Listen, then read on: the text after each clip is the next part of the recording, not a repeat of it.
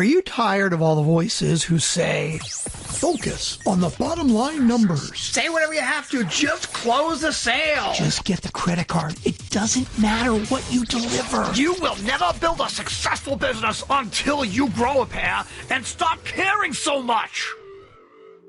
Here, we respectfully disagree. We give you permission to embrace who you are, how much you care, and encourage you to design a business that works for you and your clients. Welcome to The Art of Giving a Damn, the podcast that proves with every single episode that you can create a profitable business doing what you're passionate about and making a positive difference in the world. Now here's your host, Michelle Schaefer. Hey, welcome back to another episode of The Art of Giving a Damn. My guest today is Anne Shapiro. Ellen, welcome to the show.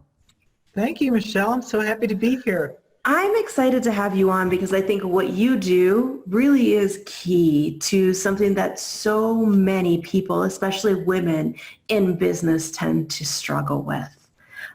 So just by way of introduction, for those of you who don't know Ellen yet, Ellen is a prosperity catalyst, which is such a fun phrase. We're going to talk about that in a minute, for women who want to make a bigger difference in the world. She guides them to move more fully into their power, self-expression, and confidence to become the force for positive change that they're meant to be. She's passionate about empowering women, helping them to break free of apologizing, undervaluing themselves, and limiting their own success. I think if we asked for a show of hands, a lot of us would identify with having gone through at least one, if not all, of those three things, especially as part of being in business. You help women break free of glass ceilings, the patterns of under-earning, overworking, those types of things that so often we get stuck in, by helping clear limiting beliefs, overcoming conflicts about money, success, and being more visible. And your clients learn to believe in themselves more and are freed up to get their work and message out there. So Ellen, again, welcome to the show. I'm excited to have a conversation about this. Thank you. Likewise. I'm going to get closer to the camera. So I want to get closer to everybody. Awesome. Yeah. So let's just start with, how did you get started in this particular field? What drew you to it? Well, I would say the short answer is making almost every mistake in the book. All the things you just rattled off, I've been through them. Yeah. And I didn't know because before I became an entrepreneur and had my own business, I worked in a corporate job. And yeah, there were challenges there about believing in myself, but nothing, I was not prepared for my own business. Oh my God, I'm creating everything. I have to set the prices. I have to ask for the money. I have to market. And I was not prepared, even though I went to business school. Right. Well, and you have a degree in accounting. Right. So you know how numbers work. You understand the money piece of things, which that's one thing I think is so cool about the combination that you have, is you get both the analytical side and the energetic side of it. And it is, you're right, it's so different when we go into something where we are the one wearing all the hats, and it is up to us. How do we set our prices? How do we ask for money and collect it? And I think I hear that more from women than anything else when they're in businesses. I don't know how to price my stuff. I don't want to ask people for money. It really is a struggle. Right. Just the topic of money is, we've just got so many different cross patterns going on. I want it, I resent it, someone should give me money, no, I'm not worthy of it. It just goes on and on. It really does. I think what you shared as your experience is what so many entrepreneurs in general go through as they're getting started in business. Yeah. And you can't, it's like a whole new territory, which unless you happen to grow up around entrepreneurs or had close friends, we're not prepared for it in our lives, for all the challenges that go on. Yeah. Well, and it's so much more than even just being able to set your prices and ask for it. It's really, how do you manage your money? Because you're not getting a regular paycheck every 2 weeks anymore. There aren't budgeting systems out there for the way income works when you're an entrepreneur, and it's very fluid. Right. Yeah. Look, the unpredictability of it. Yeah. And there's a lot of things about just the day-to-day. You know, how do you stay calm? How do you stay positive? Yeah. One of the big things, as we'll talk about it, you know, my prosperity party that's coming up, I'm putting myself out there in a bigger way, and every day I can see different things come up, and it's like I keep reminding myself of what I teach my clients. Don't take it personally. Yeah. And I'm not really in charge. I need to be proactive, but life is unfolding, even in business. I'm not completely in charge, and whether somebody wants to opt in or not, likes my stuff or not. You can't control other people. And that's, depending on personality type, that can be hard to step back from and not feel personally responsible sometimes for that. I'm glad you mentioned the prosperity party. I actually wanted to mention that right at the beginning. You put together a pretty cool event that's coming up that's specifically focused on this piece of things for women in business. So talk to us a little bit about that. I know it's October 3rd at 12 o'clock Mountain Time, which is 2 o'clock Eastern Time. For those of you watching, listening, wherever you are watching or listening at, there will be a link right near the audio or video that you can click on to find out more about it. It is bit.ly/superpowers 2019. But you'll see that link near this video or audio. But tell us about it. Yeah, I'm really excited about it. And the theme is, I'm calling it a prosperity party because I want to bring fun and playfulness into this whole area of money and business. Has been so serious and just like, oh my God. It's a hot button topic. Like, people freeze up when money comes up, and having conversations around it, it can be kind of scary. Yeah. So I want to create safety, fun, openness, and it's, you know, going to be a lot of teaching. I have these wonderful guests coming on, and the theme is Unleash Your Earning Superpowers. I like that. I like that. I think a lot of people haven't even maybe recognized what's possible when it comes to earning in their business, much less unleashed it. Right. Right. And we can have so many ways that we're keeping that energy down. Yeah. That we not even realize it. Yeah. I think that happens a lot. So let's talk about that for a minute. There are a lot of ways that challenges around money, around visibility, around show up for us in business. What are some of the most common ones you see people struggling with?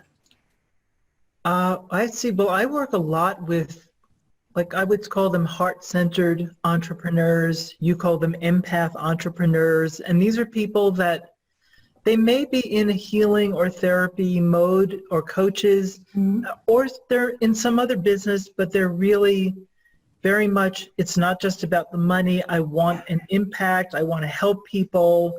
Yes, you know, I'm in business, but I want to make a difference in the world. Right. And you know, people like that, people like us, we're very, you know, we really want to come from the heart, and we have, there's that part of like, I want love to come through my business. I want inspiration. And yet there's so much conditioning about money being associated with greed, manipulation, exploiting people. So how to bring that together? It's like, I want to be loving. I want to be generous. Wait, I need to make a living. Wait. Does it all go bad if I start talking about money or asking for money?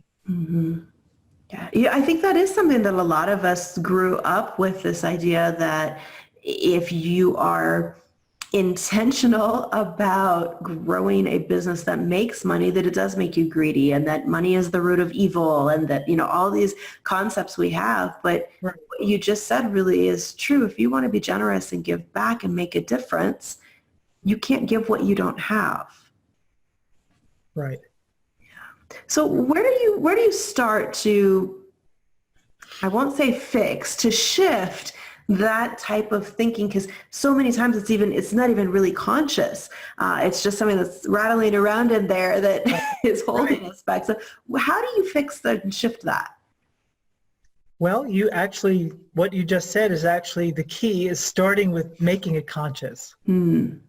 And, like I have ways of working with people, specific processes to help bring forth what's in their subconscious mind. Mm-hmm. But there's also like, for people that are watching this and are like curious, how would I even discover what these things are? One of the simplest ways is just, I can give you a couple of questions. And when people answer these honestly, it can be eye-opening. Oh, okay. Absolutely. Yeah. So one would be, people who have money are blank.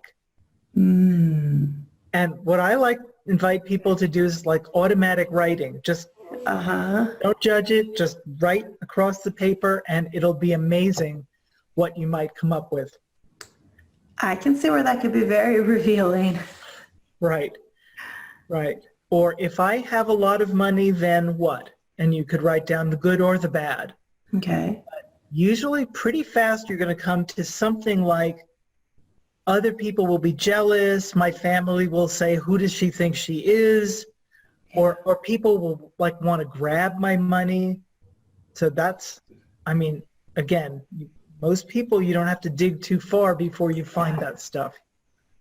Gotcha. Yeah, I think almost everybody probably has a lot of those things that come up when they really get honest about what their fears are or what they think around money, because we all have those things that have happened at various points in life where we stop, maybe trusting certain things. Like we worry, if I make money, somebody else is just going to take it away. Or if this works out, then this won't. We all have those things that seem to be battling. So once you're aware of those kinds of beliefs, what do you do next?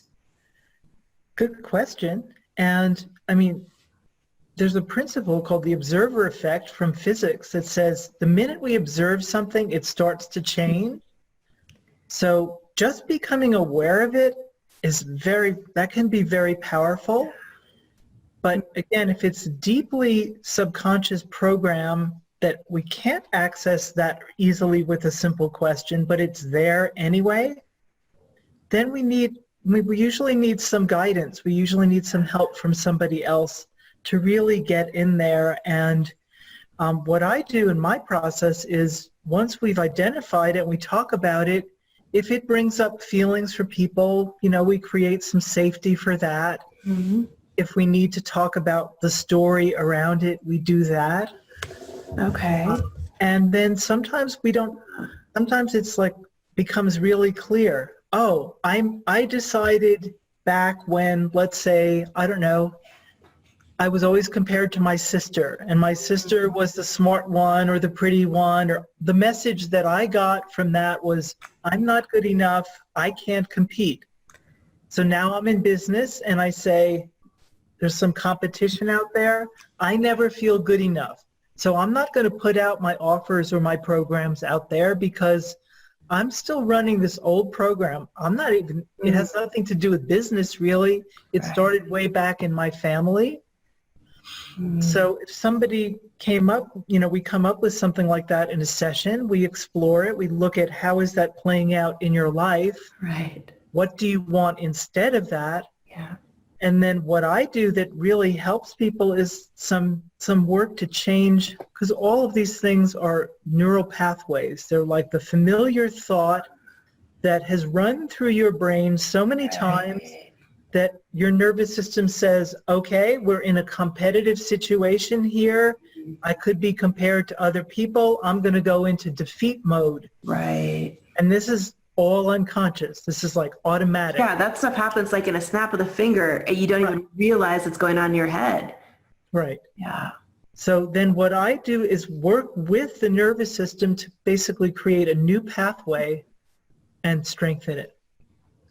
It's so fascinating, these things that we're finding out about the way that the brain and all of these different things work to me, because it really does, in a sense, give you hope that there is a way to change a lot of that programming, because I think maybe that is part of the programming that we think this is just the way it is, instead of realizing, there are tools that we can use to change that. And, it's interesting that you brought up the comparisons that happen when we're kids, because I think for so many women, we struggle with that self-worth piece of things, not even realizing that it's often tied to something like that when you look at it, actually isn't even relevant to where it's coming out and to where it's affecting things today. How often do you see that with the businesswomen that you work with?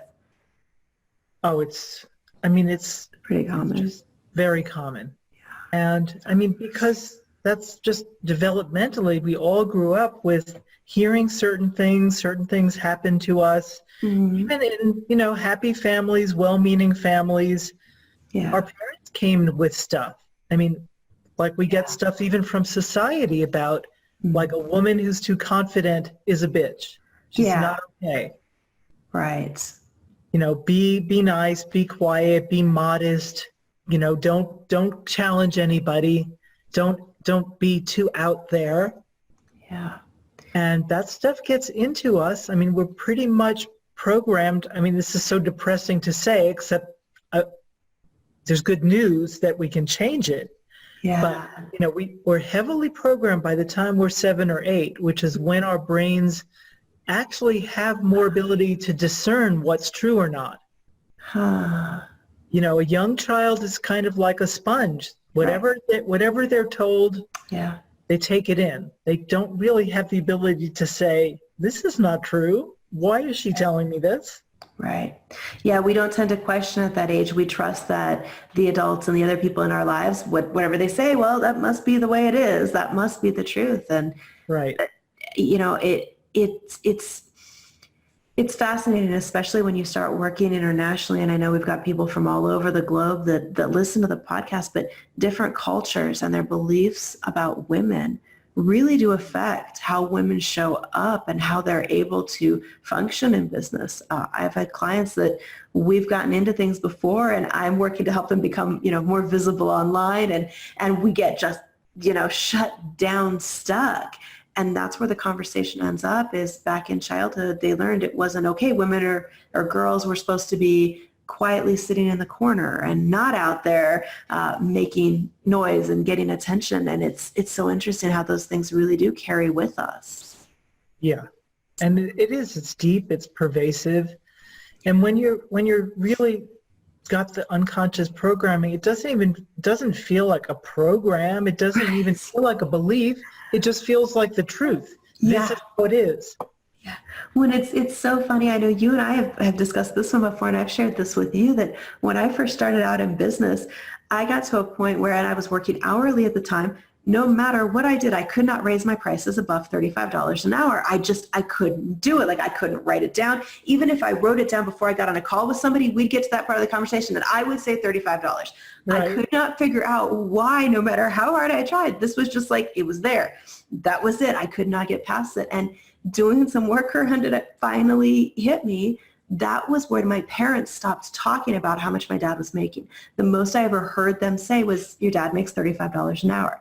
After that, they didn't discuss it anymore. Wow. And so in my head, that's the most you can make. It just was. That's where it stops. You don't go over $35 an hour. And when I realized that, it was like you were just described. It felt true, but I was able to look at that logically and go, what the heck? This is not true at all. This is some sort of childhood thing that I just need to let go of. And once I was aware that that's where it came from, then I was able to actually change it. And it was so funny, because to think, it was probably a couple of years that I was really frustrated with myself that I could not get beyond that ceiling.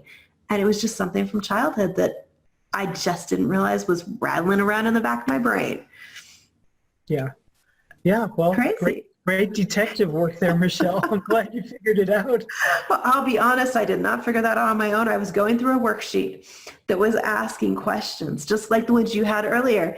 And that's what helped me figure it out, was really kind of diving into that. Because I think you're right. There's a lot of those things we can try to solve on our own. And there's some value to doing the work on your own. But there's a point at which you go, okay, I actually need somebody else to come in here and, open my brain up and see what is it that's rattling around inside of it. Right. And we can have, besides the conditioning from childhood or from school or from our culture, we can also have things from like ancient things that are from a life that a world that doesn't exist anymore, like family patterns that get passed down, like, parents us lived through the Great Depression. Yeah.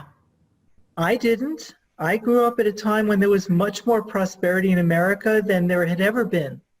But they passed down their fears and before that, my grandparents were immigrants. They were Russian Jews. They came over on a boat with nothing.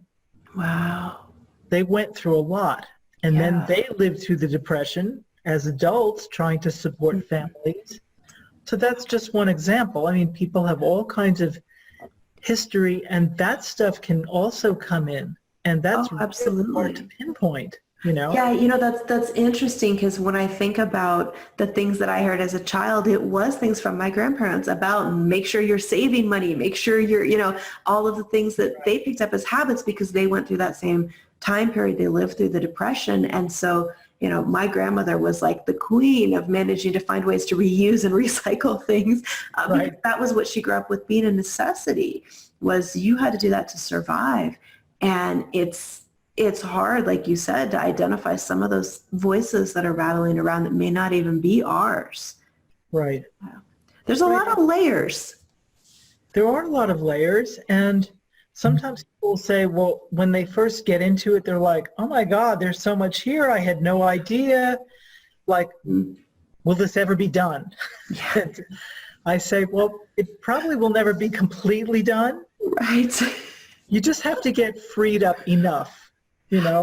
It's not about being perfect. It's not about taking a big eraser and getting rid of the past. I like that perspective, because you're right. Sometimes we look at things and we think, okay, there should be a done point. There should be okay, I'm perfect. Now I've solved this problem forever. And I think especially in business, but really in all of life, those things just keep coming back around in different forms. Like the money issues and mindset and value issues that I dealt with when I first started my business 19 years ago. Well, some of them I'm past, but I'm dealing with them in different forms, right? At each new level of business, it just comes back in a different way. Right. It seems to be what my experience is anyway. I think that's true. I think we do cycle through at a different level. Yeah. And also, when you grow your business, the challenges grow too. You're not in survival. You're not worried about paying the bills moment to moment. That's great. I mean, we want that for sure. Yeah. But then, I see it in myself now as I'm putting myself out there more. Like the other day, we were talking and, you were reminding me, okay, you have to be very consistent. Just keep, inviting people to sign up, keep repeating the message, not, and again, it's not because they're not interested or it's nothing to do with that. It's like, this is how it works. We're all busy and distracted. Yep. We need these reminders. Yeah. So that's the objective truth. But my internal experience was like, oh my God, I have to keep asking and asking and asking and asking. Yes. And that's one of those things that again, it's such a great illustration of what you're sharing, that we tend to see things from our own perspective. And so we forget most of the time that stuff isn't even about us. It really is just what's going on for other people, and putting things out there consistently in front of them is how you get their attention. And it's such an interesting thing to me how linked some of these issues are. Like when you look at self-esteem and self-worth and valuing yourself, you might not think right off the bat that, okay, that's why I'm not getting visible out there, or that's why I'm not earning what I could be in my business, but you're so intertwined. And that's one of those things that when you realize how connected they are, you realize how important it is to really connect yourself with your own value. And that's easier said than done too, because, you mentioned we look at women who are confident and think of them as not a nice word. We look at women who are very confident in their skills in the same way. Oh, they're bragging, or, that kind of thing. And it's hard to deal with some of those projections that maybe even are just coming from us, worrying that people will see us that way. So what do you advise people to do when they realize they're kind of in that space where they're either afraid to own their value because of somebody's reaction to it, whether it's family or clients or other people around them, or they realize they really aren't valuing themselves. Well, that's a good question. Part of what I would work with them on figuring out where that came from, and how, like, some of it is about updating ourselves. So we also have this habit, it's really particularly bad with women. I'm sure a lot of men have it too, we're so overly focused on our flaws and what we did wrong, okay, here's my to-do list. I got 19 items done. Do I go, yay? Or do I go, you didn't finish your homework. You didn't. But there's a couple left. Right. Oh my, that's so true. We're so hard on ourselves. And so it's like, I don't know, how does that tie in? I guess it's just, the habit is devaluing, minimizing.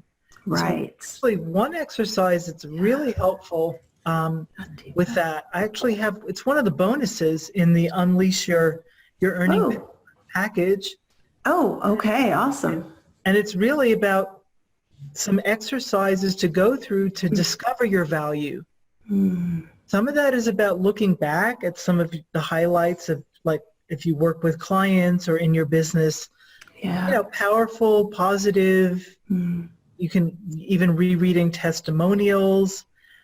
But just like, again, we have this habit of, well, that was great. Now on to the next thing. Right. It's like, oh, wait, did you stop to appreciate, acknowledge? And developing that as a habit will build more sense of value in yourself. Yeah. And that's such an important thing that we do. You're right. We miss it because we're focused on, okay, well, what's next, or what didn't I get done, instead of stopping to really acknowledge ourselves for what we have accomplished. Right. And when so that becomes this, again, this pattern of reinforcement. What we are reinforcing is, I didn't do enough. I'm not good enough. It's never done. I have to keep working. Yeah. And instead of going, okay, that was really awesome. Let me stop and celebrate. I call that retraining your brain to celebrate progress. I like that. Write that down. Yeah, I actually did a little program on that a few years ago with some specifics about how to do that. And one of the things we did at the end, this was a group program that I did. And at the end, like, we would practice, like somebody would, like we do it in Mastermind, celebrating successes. Yep. But after each success, we all stopped and we were very silly. We would be like, very good, yay! I like that. It always makes me laugh. It comes from laughter yoga, actually. Oh, now that's a fun concept. Mm-hmm. Yeah. Okay. Yeah. So we're just building in. So we're building in positive reinforcement. Mm-hmm. Like, the more we make something fun and happy and celebrate it, the more we want to do it. Yeah. Instead of, like, here's the to-do list. Oh, God. Yes. Yeah, that's true. If our feeling at the end of the day with our to-do list is always, I didn't get it all done, who even wants to look at your to-do list the next day? If you could shift that instead to be like, hey, I got 19 things crossed off this list. That's pretty awesome given the amount of time I had. That does give you a whole different feel with it. Yeah. Yeah. One of the things you can do with that is, instead of crossing it off, just put a check mark. Okay. I know it sounds like a silly thing, but check marks create endorphins, positive energy. Yeah. Huh. I'm going to try that. Check marks. Sometimes, right. When I don't always remember either, but, like, when I do, I make a big one, like, cha! There is something to so many of these little things that really can make a big difference in how our day goes and in how life goes overall when we're focused more on the positive and on the success side than we are the negative. And I think so often the patterns we learn growing up are focused on the negative because people don't pay attention. A lot of us learned that the negative was what got attention. And so there's that whole other layer of reinforcement there. Right. Right. Yeah, I mean, there's so much in our society that it like runs on that. Like our basic survival programming is thousands of years of learning how to be safe from predators. Yeah. So we're very safety oriented. Oh, And that's why negative news is so, why it's, there's so much of it, because we remember it. Yeah. It's sensationalized. Good news is boring. Not really, but yeah, it doesn't get the clicks. It doesn't get the attention. People don't stay glued to their TV when it's positive, happy stuff. You're absolutely right. And that negativity really does seep into everything else. I've noticed that about myself. Like I got rid of cable years and years ago. And that was one of the reasons, was I could tell a difference in my energetic state when I watched the news, or even when I watched like suspenseful TV series. I would realize I'm in a really strange, I'm not like energetic and happy and excited. I'm feeling like scared and no reason other than that was what I was watching. And I had to like start being a lot more intentional about some of that. Because society does bombard you with negativity all day long. And I think that's one of the things I like about your approach. We talked about this a little before we started recording, because you see that in marketing. So many marketers go straight to the negative side of things. Right. And the scarcity of, you're going to miss out on this, and your dog's going to die, and your grandma's going to die, and you're going to die if you don't get it right now type approach to marketing. And I don't, not only do I not resonate with that, but I don't like watching people buy from a state of fear, because I don't think they get the same results as when they buy from a state of confidence and faith and belief in what's possible for them. And so I know on your website, you've got some wording in there about not being a hypey marketer. And I know a lot of people are afraid if they like fix their money issues, suddenly they're going to turn into that guy, which doesn't have to be the case at all. Right. I forgot where this quote is from, but it was maybe it was Harv Eker, but somebody was talking about like having wealth or having more money isn't going to turn you into a different person. It's going to make you more of who you already are. I remember the first time I heard that quote, and I started really thinking about the people I had known in my life that had more money, and realizing, wait a minute, this doesn't line up with what I've seen in the media and what I've seen in cartoons and because I mean, even cartoons program us to think that people who have more money are these evil overlords, so to speak. And I realized the people I knew in real life weren't like that at all. They were actually very kind, generous people. And their quest, so to speak, wasn't really about making more money. It was about reaching the top of whatever their industry was or whatever their profession was, and really becoming proficient so they could help more people through what they did and have enough money to take care of their family, to give to causes they cared about. And I thought, it's so interesting, the disconnect between what we're taught and if we look around, what we actually see. Yeah. I remember having sort of related to that. It was actually in a prosperity workshop, which was from a more spiritual point of view. And they asked us, why is prosperity good? Why? And they were talking about the goddess Lakshmi, who's the goddess of prosperity.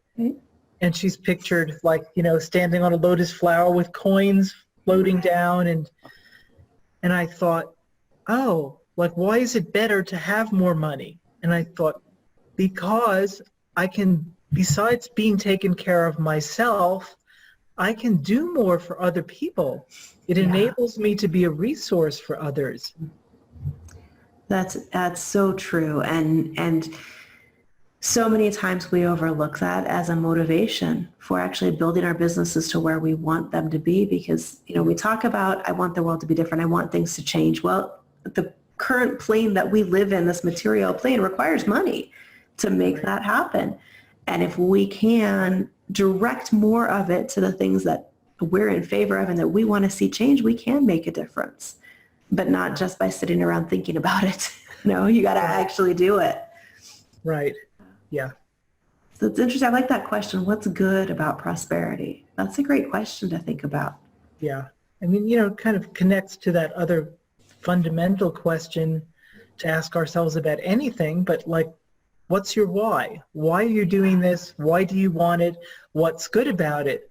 And for people that are more maybe community-minded, heart-centered, spiritual, whatever words you want to put on that, like I'm a single woman. I'm not supporting children. I really had to ask myself, okay, well, how much do I need? Yes, I could live on less. Why do I want more? Yeah. And I really had to work with that. Yeah. You know, like, because I can serve more, because as I'm happier and healthier, and I touch more people with my positive energy. Yeah. So even when we're doing something that feels like maybe selfish, or we're doing it for ourselves, I think most of us are naturally wired towards thinking more globally anyway, and that it helps the world, it uplifts the world. Yeah, absolutely. And I think that ties right back into what you said about money doesn't turn you into a different person. It allows you to be more of who you are. And if who you are right now is somebody who cares about things like that and wants to give to it and help and make a difference, making more money in your business is only going to magnify that and allow you to do more of it. Yeah.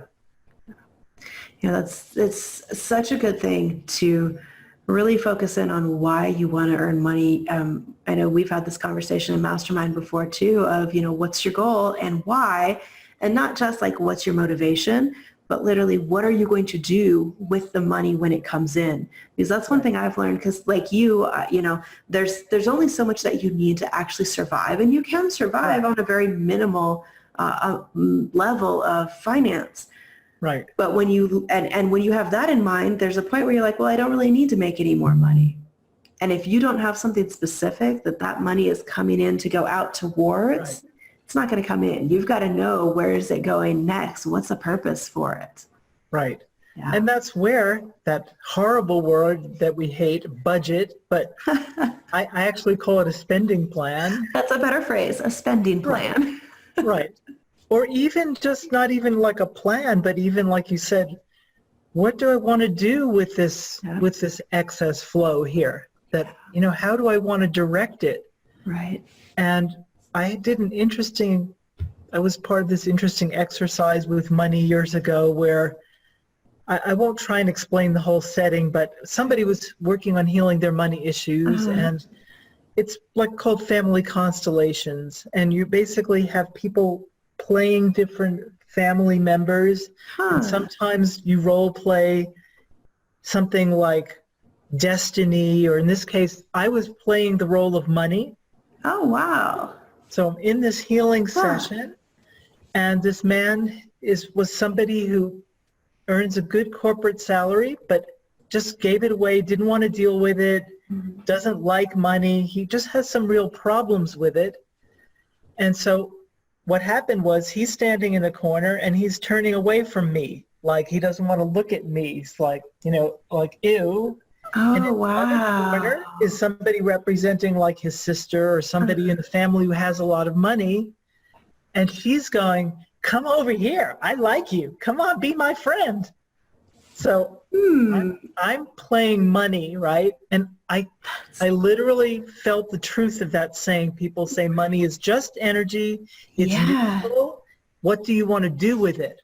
Do you want to use it for good, or do you want to just, you know, grab it for yourself or whatever? So in that moment, I could totally feel that. Like, I'm like water, and if you make a channel for me, I'll go there. That is such a great illustration. I've never heard of that particular exercise before, but I can see why that would be really eye-opening. It was fascinating. Yeah, that is very cool. Yeah. Yeah, that is, when you get right down to it though, all money really is energy, and it's a measurement of the value that we deliver to people. Mm-hmm. Yeah, I mean, and it started out as that. Originally, it was an exchange of energy, and then we started to put all this other stuff on it.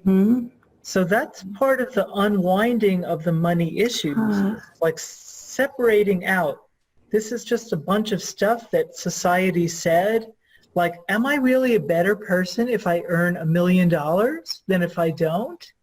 Do I even believe that? Or subtler versions of that. But Right. Yeah. I mean, there's so many messages that from the time we're born, we're being programmed with about money that you don't even realize until you go and start to do some of this work and start something like your own business, or climbing up in business and then find out, okay, it's harder for me to ask for a raise than I thought it would be, or it's harder for me to even ask a client to pay me than I thought it would be, to raise my rates. All of those things that come up. Yeah. Right. Or even strange things like I get checks and I'm not doing this now, but like I get checks and I don't put them in the bank, or I'm supposed to like invoice a client and I don't invoice them. I have had that conversation with so many clients when they come to me and they're like, okay, cash flow is a problem. Okay, well, how are your receivables? Are you actually invoicing clients? Okay. Do you have people who've talked to you about hiring you? Are you following up with them? And it amazes me how many people will say, well, yeah, this person reached out to me and I didn't get them a payment link, or I didn't follow up on the conversation. I'm like, you have people waiting to work with you. Let's go close those sales. And so often it really does come back to the money issues or the self-worth issues that are getting in the way. And then people are procrastinating on actually getting clients and that they can help and make a difference for. Right. And the tricky thing is a lot of these money issues don't look like money issues, or they're hiding. Yeah. Like, whoa, wait a minute. I'm complaining that my cash flow is bad, and I'm actually blocking it. Why am I doing that? It makes no sense. It doesn't. It makes no logical sense. I remember the first time I heard the phrase upper limit and started finding out, okay, wait, what there's and it's more than just a glass ceiling that's like somebody else has imposed on us. It's our glass ceiling that we've imposed on ourselves in the way. And it's so many layers of things to really dive into when it comes to learning to own your value and step forward with things. Well, let's see. I did want to get some more details from you about the Prosperity Party. So I know that's happening October 3rd. Guys, make sure you click the link and opt in for that. But tell us a little bit about what you'll be talking about during the live stream. Okay. Yeah. So the theme is Unleashing Your Earning Power. And there's going to be several guest interviews. So each hour has a different theme. Mm-hmm. And the first guest I'm having on is Carmen Wild, who's been on your podcast before. And she actually was very inspiring to listen to. So I'm looking forward to her story. And, her business is called Wild Success. She's playing on her name. But she really, like I said, the topic that I came up with for her was talking about the courage to expand and take risks. Yeah. And, it's like put offers out there, all that kind of thing. So she's very excited to talk to us about that. Awesome. And so there'll be the interviews. I'm also going to be talking and teaching on various things. Mm-hmm. Like The Confidence Code is a really amazing book for women. Mm-hmm. That got me into thinking about the ways that women often hold themselves back. Mm-hmm. And so they'll be talking about that in that hour, where we're focusing on expansion, taking risks, courage, all of that. And then the second hour, I have a success panel. So 3 women entrepreneurs are going to be talking about really their own journey. And because again, we're looking at how did you get unleashed? How did you break free? How did you take yourself to the next level? Yeah. So one of them is you, which I'm really looking forward to hearing your point of view. Therese Skelly is another business coach, and a woman named Karen Curry Parker, who teaches human design. She's written a book on it. So I've asked her to bring a little piece of the human design into it. Cool. Because that's one of the keys is working with your strengths and knowing how you work. How are you designed to succeed? Right. Yeah, that's such an important piece of it. And I think conversations like that are so helpful because hearing what worked for other people, what they went through, makes you realize you're not alone, but also gives you some ideas on what could work for you as well. Yeah. Yeah, and there's so much emphasis on this this is the system, this is the way to do it. If you can't do my system, like, forget it, and that's why I love listening to different people. There's so many different ways to do it, and there's different business models, and yeah. I think that's one of the things that has been the most recurring lesson for me in business, is always going back that there's never only one way to get to a goal. There are so many different ways, if we allow ourselves to be creative and open to it, that we can reach a goal. Yeah. Right. Love and that. Even knowing like what works for me, what resonates for me. Yeah. So yeah, she'll be talking about that. And then the third guest is Mark Silver. Awesome. And he is a really amazing and unique teacher he has brought spirituality and business together for many years. He's a Sufi. He's deeply involved in the Sufi tradition. He's a teacher in that, as well as tons of practical business experience. Right. And I've been, as I'm getting ready, I'm looking at the materials of all these amazing people that are coming on, and it's like a healing all over again for me about bringing compassion into business. Love that. I had an article recently about planning, like people who are, when you're at a certain level, you can easily get overworked. He said, plan for 70% of your capacity. That's smart. Yeah, so you're building in self-care and downtime, and the fact that everything takes longer than you think it will. Yeah, that commonly happens. Yeah.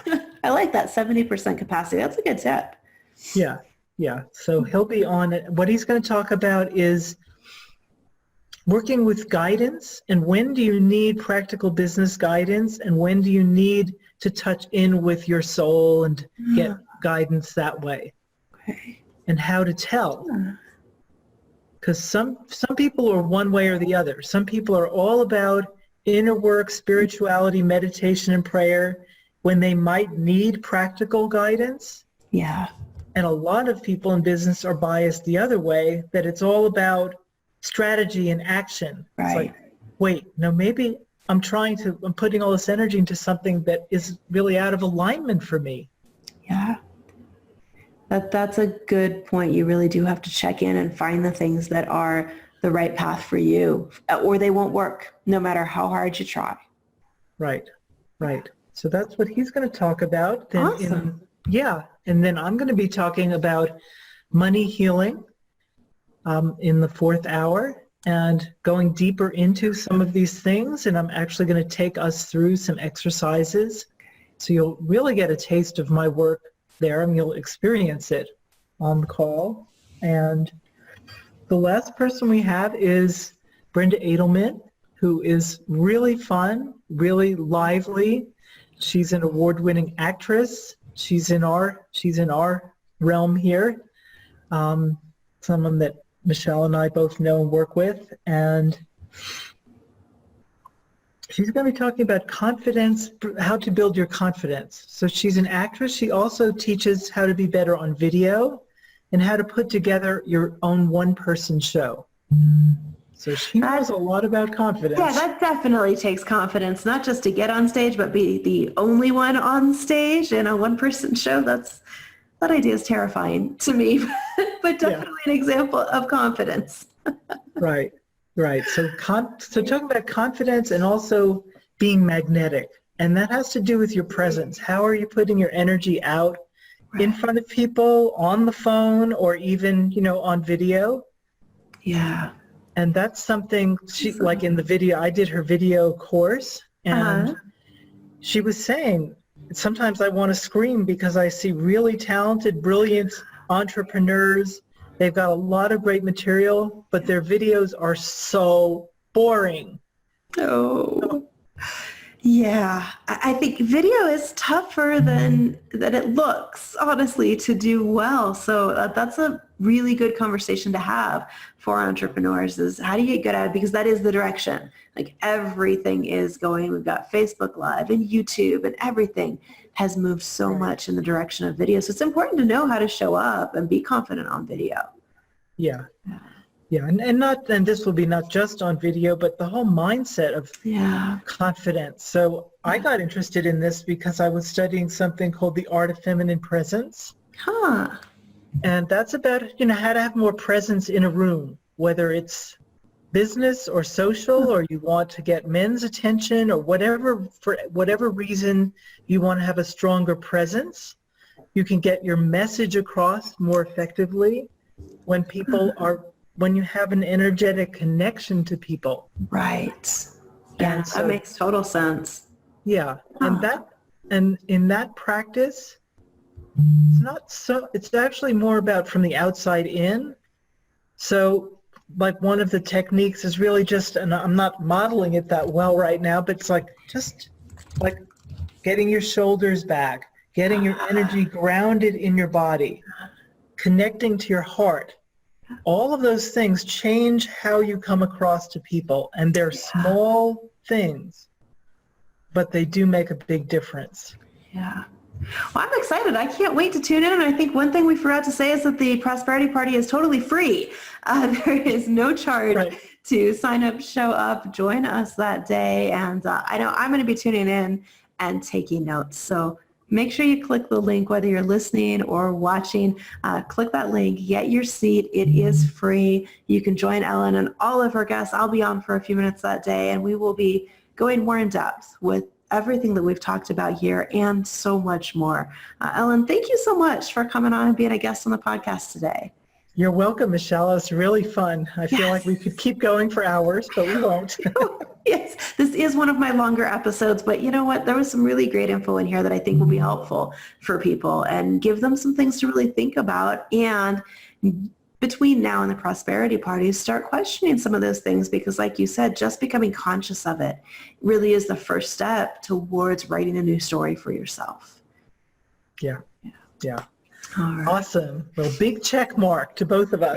Yes, check mark, something done. That's my challenge to all of you listening and watching today. Celebrate yourself for something today.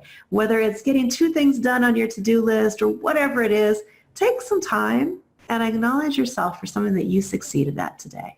As always, thank you for tuning into the podcast. Please rate, review, like, subscribe, and share this with anybody who you think just might identify with the conversation that Ellen and I had here today about owning your value, about the money mindset, and about really becoming prosperous in your business. We will catch you back again on another episode soon.